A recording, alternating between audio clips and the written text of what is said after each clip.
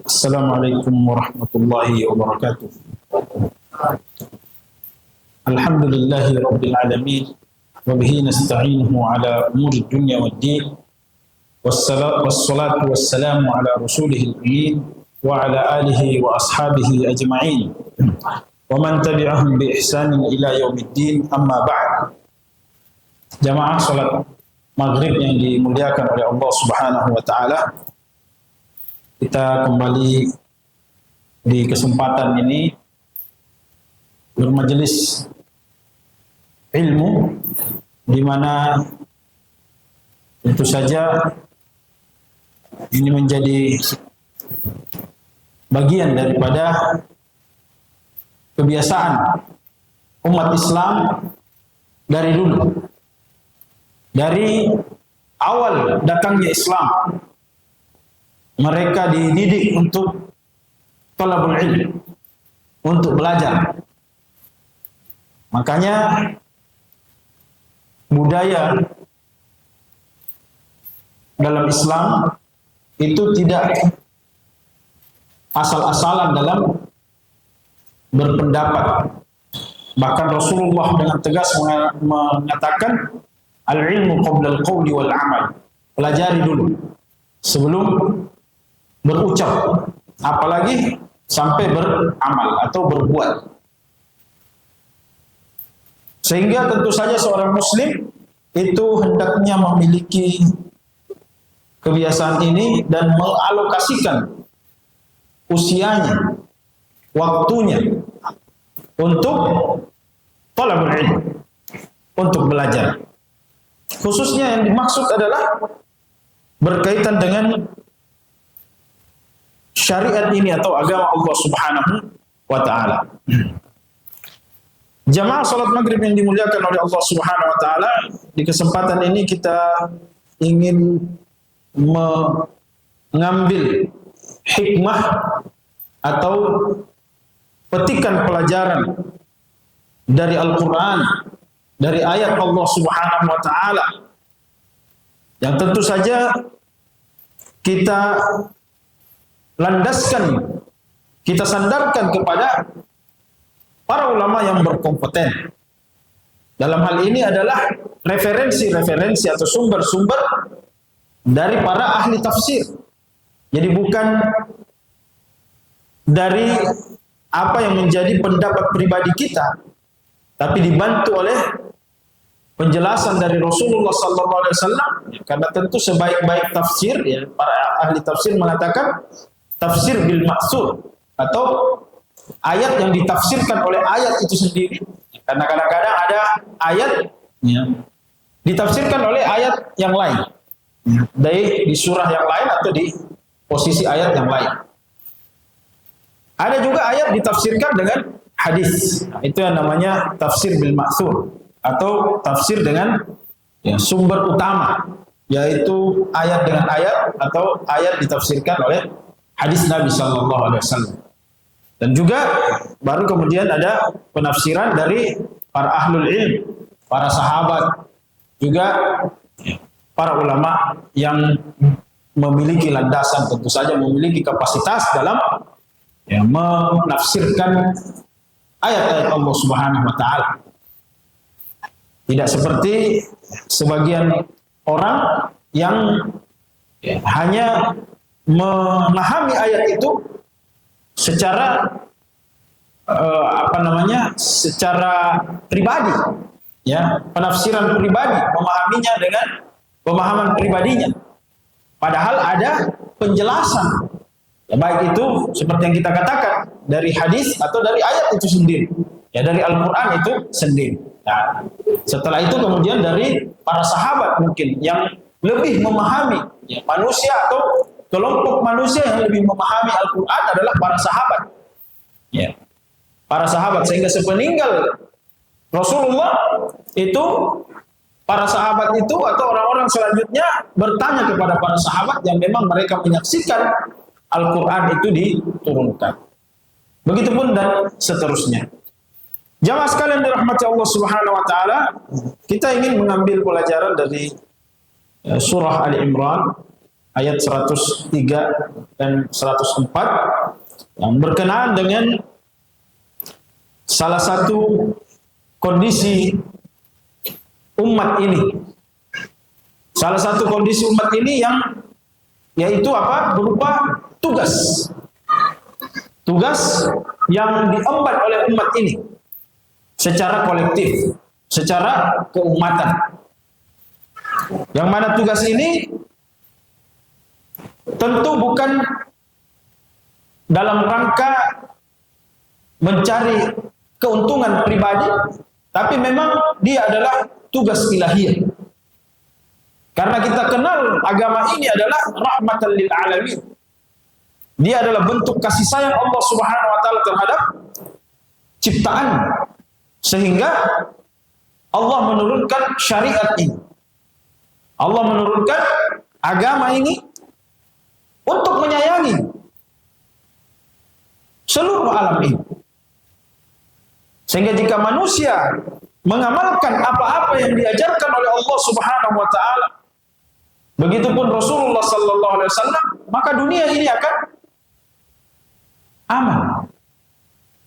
Walau anna ahlal qura, kata Allah Subhanahu wa taala, kalau sekiranya penduduk suatu negeri itu aman wattaqau, beriman dan bertakwa, la fatahna alaihim barakatin minas sama'i wal ardh. Kami akan bukakan pintu-pintu keberkahan. Dari mana? Dari langit dan dari bumi. Keberkahan dalam hal ini adalah dari berbagai aspeknya. Tentu yang paling utama adalah keamanan dan kesejahteraan. Juga yang paling utama juga adalah bagaimana seseorang itu bebas untuk beriman kepada Allah Subhanahu wa taala. Tidak ada pengekangan, tidak ada halangan, yasudduna an sabilillah, di mana sebagian kelompok manusia itu punya misi untuk yasudduna an sabilillah, menghalang-halangi umat manusia dari Allah Subhanahu wa taala. Jadi ini memang sudah disampaikan oleh Allah Subhanahu wa taala bahwa ada sebagian orang memang kerjanya itu menghalangi orang dari Allah, menghalangi dari ibadah, menghalangi dari ilmu dan segala hal, menghalangi dari kebaikan. Dan ini berulang kali Allah Subhanahu wa taala ulangi di dalam Al-Qur'an. Mungkin kita di negeri ini alhamdulillah tidak begitu merasakan hal ini. Tapi di beberapa tempat di luar sana itu ada pembatasan-pembatasan dalam menjalankan syariat Allah Subhanahu wa taala. Sehingga manusia itu tidak bisa berislam secara kafah. Berislam secara kafah yang menjadi cita-cita umat Islam itu sendiri. Bagaimana mereka bisa berislam secara kafah? Meskipun di beberapa tempat ada yang seakan-akan liyutfi'u nurallahi bi afwahihim, memadamkan upaya ini, memadamkan cahaya Allah Subhanahu wa taala dengan lisan-lisan mereka. Jadi bukan dengan kekuatan, bukan dengan paksaan, bukan dengan diskriminasi, tapi dengan lisan-lisan, dengan doktrin, dengan propaganda Islamofobia, untuk membenci agama ini, untuk membenci sesuatu yang berbau agama, dan akhirnya menjadikan umat ini jauh dari agamanya. Yasudduna sabilillah, kembali ke tadi, menghalang-halangi dari jalan Allah Subhanahu wa taala. Jamaah sekalian yang dirahmati Allah Subhanahu wa taala, kemudian di ayat 103 surah Ali Imran ini Allah Subhanahu wa taala ada perintah dari Allah yang mengatakan wa'tasimu bihablillah jami'a wa la tafarraqu, dan berpegang teguhlah kalian I'tisam adalah menggenggam, memegang teguh bihablillah, dengan tali Allah Subhanahu wa taala. Ini menunjukkan bahwa antara hamba dengan Allah itu punya ikatan, dan hanya ikatan Allah Subhanahu wa taala yang harus kita pegangi. Dan kita peganginya bukan pegang sendiri-sendiri, tapi secara kolektif umat Islam harus memegangi tali Allah Subhanahu wa taala. Ikatan dengan Allah Subhanahu wa taala ini harus digenggam sekuat-kuat. Inilah yang menyatukan kita. Wa'tasimu bihablillahi jami'a. Berpegang teguhlah dengan atau terhadap tali Allah Subhanahu wa taala jami'an, seluruh kalian secara berjamaah. Kita menggenggam itu. Kita menggenggam ikatan, dan kita punya satu ikatan dengan Allah Subhanahu wa taala. Jadi Allah Subhanahu wa taala memiliki tali yang mana kita diminta untuk bergantung pada tali tersebut jami'an, secara kolektif, secara keseluruhan umat Islam. Jangan melepaskan itu. Jangan melepaskan tali tersebut. Kalau ibarat tarik tambang ini ya, kita semua menggenggam tali yang sama. Menggenggam tali yang sama. Bukan tali yang lain. Wa'tasimu bihablillah, dan para ahli tafsir mengatakan hablullah itu adalah kiasan. Jelas kiasan, karena tidak mungkin kita menggenggam tali. Ya, tidak mungkin maksudnya adalah tali sungguhan. Maka harus ditafsirkan ketika dia dalam bentuk kiasan seperti ini. Tali Allah Subhanahu wa taala, apa yang dimaksud? Al-Qur'an was sunnah. Al-Quran dan sunnah Nabi sallallahu alaihi wasallam. Al-Quran dan hadis Nabi, ajaran Nabi sallallahu alaihi wasallam. Ini yang diminta untuk digenggam oleh kaum muslimin, dipegang teguh. Kalian semua secara kolektif genggam tali tersebut. Genggam Al-Quran dan As-Sunnah. Dan ini ditafsirkan dalam hadis yang lain. Wa'addu alaihinna bin nawajiz. Ya. Di redaksi hadis dikatakan gigit dengan gigi geram. Taraktu fikum amrayn lan tadillu abada. Saya meninggalkan, sepeninggal saya, kata Rasulullah SAW, saya akan wafat dan saya akan meninggalkan dua hal. Dan gigitlah dua hal ini, jangan pernah dilepas. Lan tadillu abada, ketika kalian menggigit dua hal ini, dua warisan ini, lan tadillu abada, kalian tidak akan tersesat. Kalian akan berjalan lurus. Kalian akan punya akidah yang selamat, punya ibadah yang sah, yang sahih, dan punya akhlak yang lurus. Makanya umat Islam sebenarnya cukup disuruh kembali kepada agamanya, selesai. Mereka sudah punya tuntunan. Mereka sudah punya adab. Nabi mereka, Nabi kita itu diutus untuk berakhlak, mengajarkan akhlak. Innama bu'istu liutammima makarimal akhlak. Saya diutus untuk menyempurnakan bobroknya akhlak manusia. Saya diutus untuk memperbaiki, menjadikan akhlak itu sempurna. Ini menjadi salah satu visi. Maka para ulama pun mengatakan bahwa muara daripada syariat ini adalah akhlak. Muara daripada ajaran Islam itu adalah perbaikan perilaku. Maka akan terjadi kontradiksi jika ada seorang muslim yang taat kepada Allah tapi memiliki perilaku yang tidak baik. Memiliki lisan yang jahat. Menzolimi manusia. Dan sebaliknya, indikator orang itu tidak dekat kepada Allah Subhanahu wa taala, dia memiliki perilaku yang bobrok.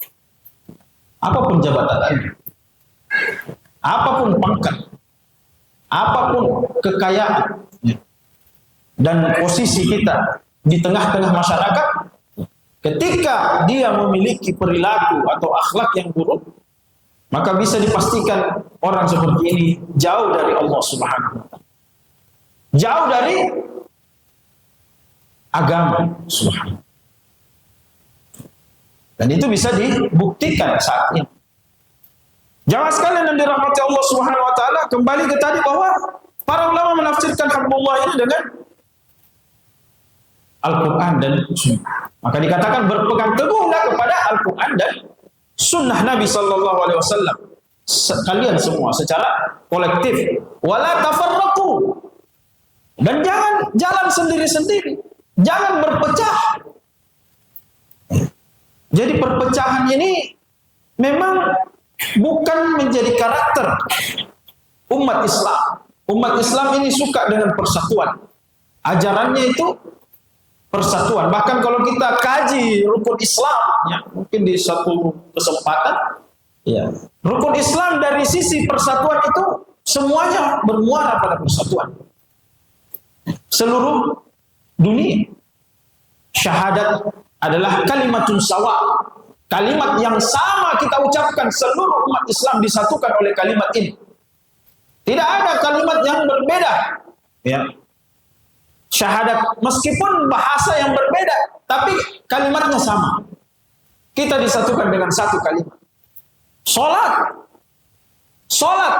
bahkan dikatakan salat berjamaah itu lebih afdal 27 derajat daripada salat al-fadh, salat sendiri. Sebagian ulama malah mengatakan wajib salat berjamaah, dan orang-orang yang mendengarkan azan, ya, masjid yang azannya masih kedengaran lalu tidak didatangi, lalu dia memilih salat di rumah, ini bagi sebagian pendapat mengatakan salatnya tidak sah ketika dia masih mendengarkan azan namun tidak mendatangi. Karena Rasulullah pernah bertanya kepada Ibnu Ummi Maktum yang minta untuk diringankan perkara sholat ini. Dia katakan, saya tidak bisa ke masjid. Wa ma indi dalil, dan saya tidak punya orang yang bisa menunjukkan jalan. Apakah saya punya keringanan wahai Rasulullah? Rasulullah tanya, atasma'un nida? Apakah kamu mendengarkan apa? Azan? Maka dia katakan, bala. Ya, saya dengarkan. Azan kedengaran, fa'ajib, ya, fastajib, ya. Maka kata Rasulullah, kalau begitu jawab. Jawab artinya datangi. Ya. Ini sebagian ulama mengambil hadis ini dan mengatakan wajibnya sholat berjamaah bagi orang yang, ya, azan masih kedengaran dari rumahnya dan tidak dianggap, ya, sah. Ya, meskipun ada seperti mazhab Syafi'iyah mengatakan tetap sah sholat di rumah namun berdosa, ya, karena dia meninggalkan syiar, meninggalkan fungsi masjid, ya, meninggalkan fungsi masjid, yaitu tempat kita berjamaah, tempat kita berkumpul kaum muslimin. Begitupun berpuasa, ya, semuanya adalah kejamaahan, ya.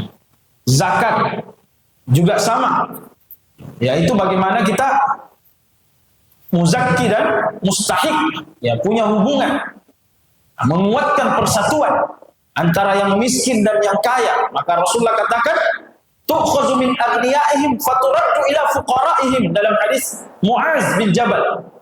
Ya, Muaz, ya, ambil harta orang-orang kaya mereka dan berikan kepada orang-orang miskin di antara mereka. Ini sampai persoalan, ya, finansial.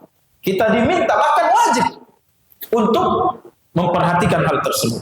Apalagi kalau bukan persatuan. Kemudian apalagi haji. Haji kita berkumpul di tempat yang sama untuk menyatukan. Sangat mungkin bagi Allah mensyariatkan haji itu yang di kampung kita masing-masing. Ya. Hampir seluruh provinsi ada Ka'bahnya. Ya. Ada ada asrama hajinya, dan biasanya di dalamnya ada miniatur Ka'bah. Sangat mungkin bagi Allah untuk mengatakan, ya, haji di kampung masing-masing saja. Dan terbukti bahwa orang-orang yang berhaji itu bisa saling mengenal saudaranya dari negara lain. Dia bisa mengenal budayanya. Yang kadang ketika kita berada di sini saja, ya, itu kita tidak tahu ternyata ada cara bicara seperti ini, cara berpakaian seperti ini, cara bergaul seperti ini. Ya, ternyata ada model seperti itu. Ya, ada cara berinteraksi seperti ini yang selama ini kita tidak pernah lihat. Nah, bahkan mungkin cara beribadah yang berbeda di mazhab-mazhab tertentu. Nah, namun kita disatukan di satu tempat. Jamaah sekalian dirahmati Allah Subhanahu wa taala, ya. Ini menunjukkan juga, ayat ini menunjukkan bahwa semangat Islam untuk menyatukan, mempersatukan, wala tafarraqu, dan tidak boleh berpecah belah. Ya, dan ini sangat dipahami oleh Rasulullah dan para sahabat. Bukti pemahamannya adalah di dalam aplikasi. Ya, kadang-kadang ilmu itu, ya jamaah sekalian dirahmati Allah, bukan kadang-kadang. Memang ilmu itu diuji pengaplikasiannya ketika kita berhadapan langsung dengan kasusnya. Ya. Nah, itu kadang-kadang kalau kita katakan Allah Maha Pemberi rezeki, kita betul mengilmui itu. Tapi ketika kita ditimpa kekurangan, kadang-kadang kita sudah lupa itu bahwa Allah yang memberikan rezeki. Sehingga mencari cara-cara yang haram. Karena merasa bahwa tidak ada lagi rezeki. Tidak mungkin Allah memberikan harta yang haram. Tidak mungkin Allah mengatakan ini haram terus Allah datangkan dari situ. Tidak mungkin. Jadi tidak ada manusia yang mendapatkan rezeki yang haram. Ya, tidak ada manusia yang Allah berikan rezekinya dari arah yang haram. Kecuali dia sendiri yang lakukan. Sangat mustahil Allah mengatakan ini tidak boleh, lalu kemudian dia datangkan dari situ. Ya.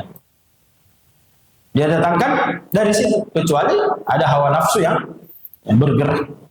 Jamaah sekalian dirahmati Allah Subhanahu wa taala. Begitupun persatuan ini. Kadang kita pintar berbicara persatuan. Ya. Mari kita lihat contoh dari para sahabat berbicara persatuan. Seperti yang terjadi pada kasus-kasus, ya. Untuk sababun nuzul ayat ini misalnya, itu dikatakan bahwa dia turun pada di Madinah, ya, terkait dengan peristiwa perselisihan antara Aus dan Khazraj.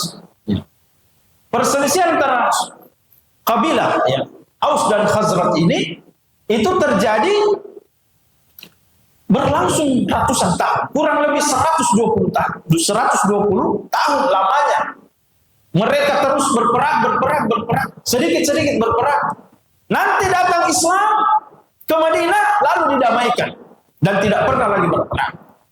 Nah, suatu ketika ada gesekan. Ada gesekan di antara mereka, ya, dan akhirnya saling memanggillah.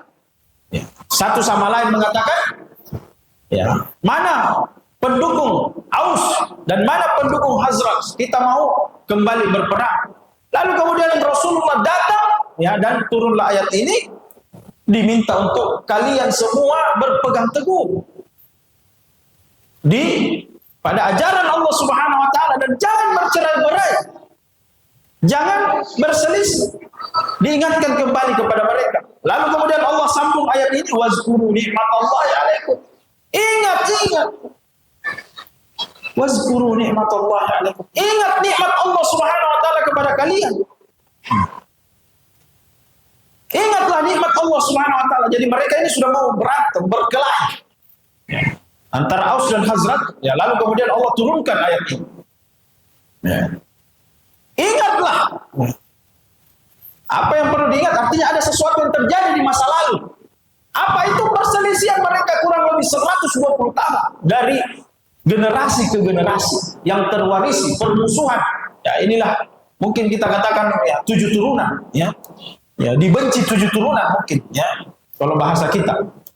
120 tahun mereka tidak berbohong, ya. Bukan lagi 3 hari seperti dalam hadis dikatakan, ya, cukup 3 hari itu, ya, tidak diterima sholatnya. Ya, khairuhum man yabda'u bis salam. Sebaik-baik di antara mereka adalah yang mulai dengan salam. Ini 120 tahun. Bisa dibayangkan. Ya, mungkin kita 120 tahun itu apa? Cicitnya. Cicitnya sudah punya cucu. Seperti itu. Nah, jamaah sekalian yang dirahmati Allah Subhanahu wa taala, Allah ingatkan. Ingat nikmat Allah. Iz kuntum a'da, ketika kalian saling berperang, saling bermusuh-musuhan. Ya.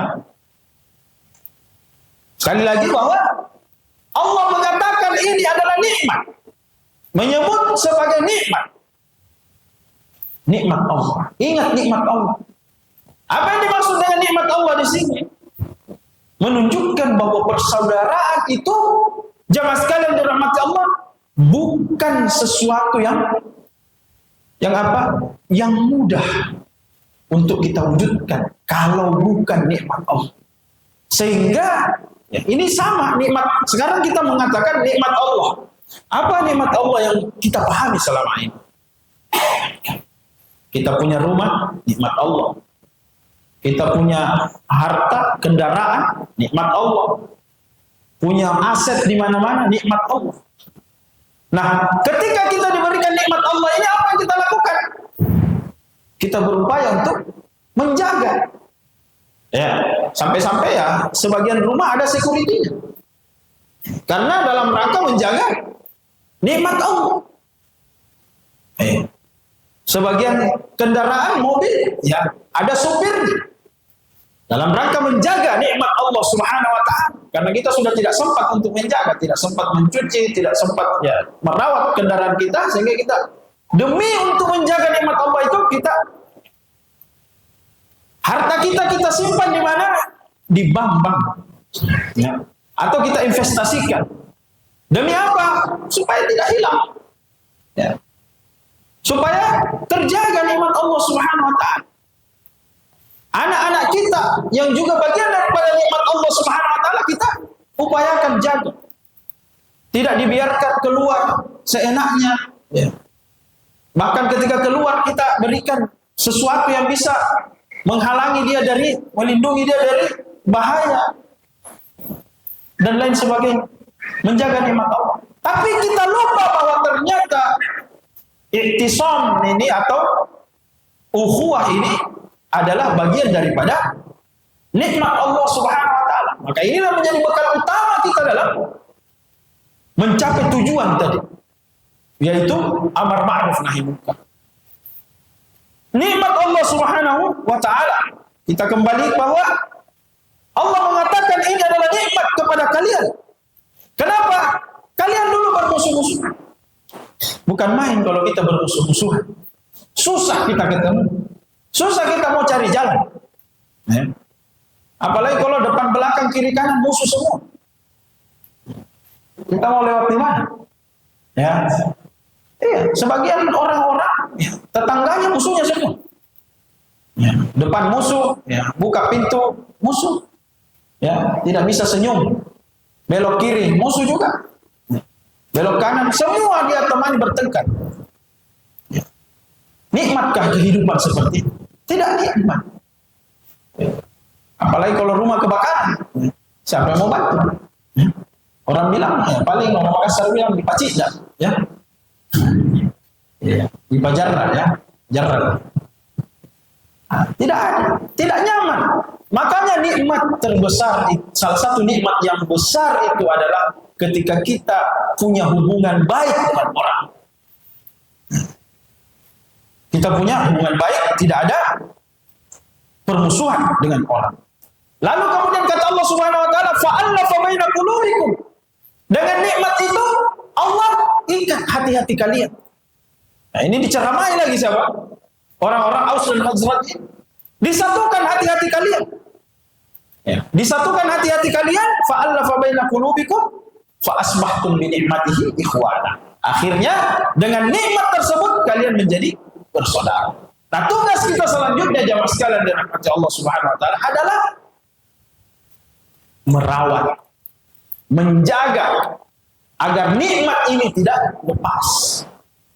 Jangan berprinsip seperti sebagian orang yang mengatakan ya kalau dia mau datang, ya kalau dia mau damai, ya saya juga mau damai. Terus kalau tidak mau, tidak damai-damai. Tidak seperti itu. Makanya Rasulullah katakan, khairuhum man yabda bisalam. Ya, sebaik-baik di antara mereka adalah yang memulai dengan salam. Ya. Itu yang paling baik di antara mereka. Jadi siapa yang mau memulai, mau gengsi atau bagaimanapun, ya ujung-ujungnya yang terbaik adalah yang memulai. Maka silahkan kita mulai dengan salam. Kemudian jamaah sekalian dirahmati Allah Subhanahu wa taala, ya. Wa kuntum ala syafa hufratin minan nar. Ya. Kondisi permusuhan kalian itu sampai 120 tahun bermusuhan itu menyebabkan kalian sebenarnya sudah berada di mulut neraka. Sedikit lagi kalian jatuh ke neraka. Maka apa kata Allah Subhanahu wa taala? Fa anqazakum minha. Kami selamatkan kalian. Saya selamatkan kalian dari mulut api neraka itu dengan ikat hati-hati kalian supaya bersatu. Kenapa dirusak kembali? Hanya persoalan-persoalan sepele yang masih bisa dibicarakan. Semua perselisihan itu jamaah sekalian dirahmati Allah bisa dibicarakan. Hanya saja apakah kita mau meluangkan waktu untuk membicarakan? Bisa dikomunikasikan, bisa dikompromikan. Cuma memang kalau dia masuk terkontaminasi oleh hawa nafsu, oleh bisikan syaitan, akan sangat sulit. Contoh yang paling besar juga adalah terkait dengan Abdullah bin Mas'ud, perselisihannya dengan Utsman bin Affan terkait dengan jamak qasar ketika di Arafah, di mana disunnahkan untuk menjamak qasar.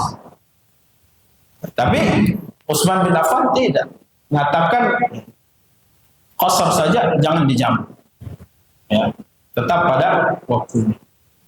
Lalu kemudian yang terjadi, Ibnu Mas'ud mengalah, mengatakan ya sudah kalau memang begitu, saya mengalah. Pendukung Ibnu Mas'ud mengatakan mengkompori dalam tanda kutipnya. Kenapa mengalah? Maka beliau mengatakan al-khilafu syarr. Tidak baik orang berselisih saat ini. Berpecah nanti di Arafah ini.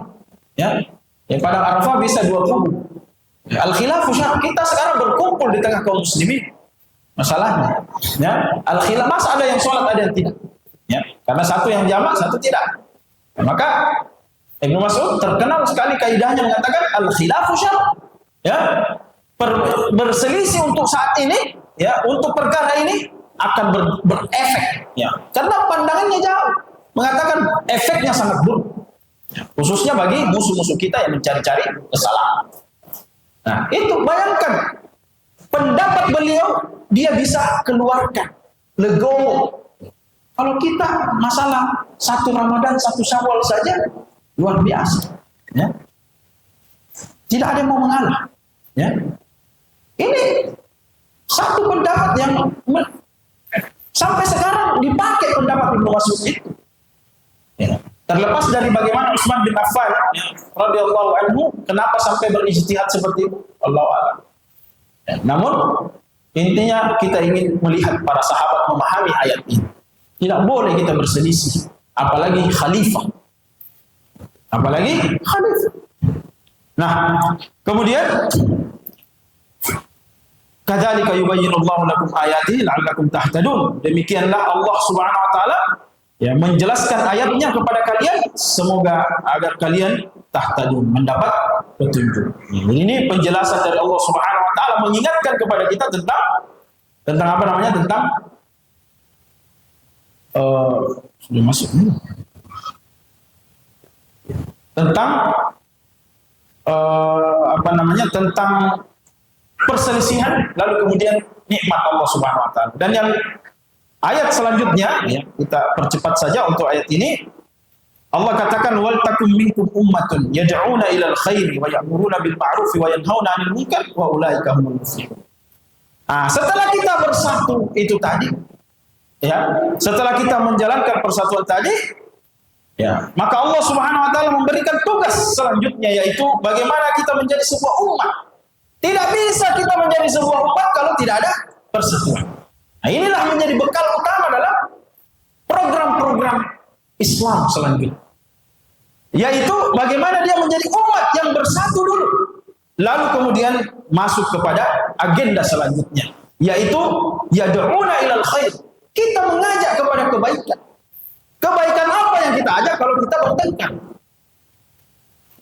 Tidak ada kebaikan. Itulah yang dilakukan oleh Rasulullah SAW, menyatukan dulu hati-hati mereka, lalu kemudian kita berdakwah bersama-sama. Yad'una ilal khair, dan apa yang dilakukan? Ya'muruna bil ma'ruf. Ya, mengajak kepada kebaikan, dan kebaikan itu tidak pernah keluar dari Al-Qur'an dan Sunnah. Ya. Jadi yang dimaksud dengan kebaikan di sini adalah apa yang dihimpun di dalam Al-Qur'an dan apa yang diajarkan oleh Rasulullah SAW dalam sunnahnya. Wa yanhauna 'anil munkar, dan mencegah, melarang dari kemungkaran-kemungkaran. Ya, melarang daripada kemungkaran. Melarang dari segala bentuk pelanggaran syariat yang keluar, ya, di luar daripada agama Allah Subhanahu wa taala. Wa ulaika humul muflihun. Dan mereka inilah orang-orang yang beruntung atau orang-orang yang menang. Ya, jadi kemenangan hakiki adalah berada ketika kita bisa mengajak orang lain dalam kebaikan, bisa mencegah orang lain dalam keburukan. Kenapa? Karena bukan hanya kita yang tercegah, ya, artinya orang yang mengajak kepada kebaikan dan mencegah dari keburukan, otomatis dia pun mengajak diri, dia menyelesaikan diri, lalu kemudian dia menjalankan yang lain. Namun sekali lagi hal ini tidak bisa tercipta kalau kita tidak mengawalinya dengan al-ukhuwah, mengawalinya dengan persatuan. Nah, sehingga jamaah sekalian dirahmati Allah Subhanahu wa taala, dari dua ayat ini semoga ya menjadi motivasi bagi kita untuk membawa semangat persatuan ukhuwah Islamiyah ini, khususnya kita yang berada di masjid ini sebagai sebagai markas dakwah di lingkungan kita. Maka kita awali dengan ukhuwah internal kita sebagai orang-orang yang memakmurkan masjid, dan kemudian kita sebarkan hal tersebut berupa agenda-agenda kebaikan dan menjadi maslahat bagi lingkungan. Masjid ini bukan cuma tempat ibadah. Rasulullah membangun masjid bukan untuk sujud saja kepada Allah, tidak. Tapi dia menjadi markas untuk memperbaiki dunia. Memperbaiki dunia yang diawali dari kota Madinah. Jadi bukan cuma mengajak ke masjid, ayo selesai, tidak. Tapi berkembang menjadi sebuah gerakan yang akhirnya sampai ke negeri kita. Nah, inilah jamaah sekalian dirahmati Allah, karena waktu sudah masuk ya, dan sayang sekali kita tidak bisa menyisakan waktu untuk berdiskusi. Insyaallah di kesempatan lain kita upayakan ada space atau waktu untuk berdiskusi. Mohon maaf atas kekhilafan dan kesalahan dalam penyampaian kami jika ada hal-hal yang menyangkut di hati, ya, dan juga kami harapan kita semua semoga ada manfaat yang kita dapatkan. Minimal kita telah membacakan ayat Allah Subhanahu wa taala, itu sudah bermanfaat insyaallah. Kita tutup dengan doa kafaratul majelis sebagai bentuk permohonan ampun kita kepada Allah atas kesalahan yang kita lakukan, khususnya selama kita bermajelis, baik itu disengaja maupun tidak disengaja. Dengan doa kafaratul majelis, subhanakallahumma wa bihamdika nashhadu an la ilaha illa anta nastaghfiruka wa natubu ilaika. Wassalamu alaikum warahmatullahi wabarakatuh.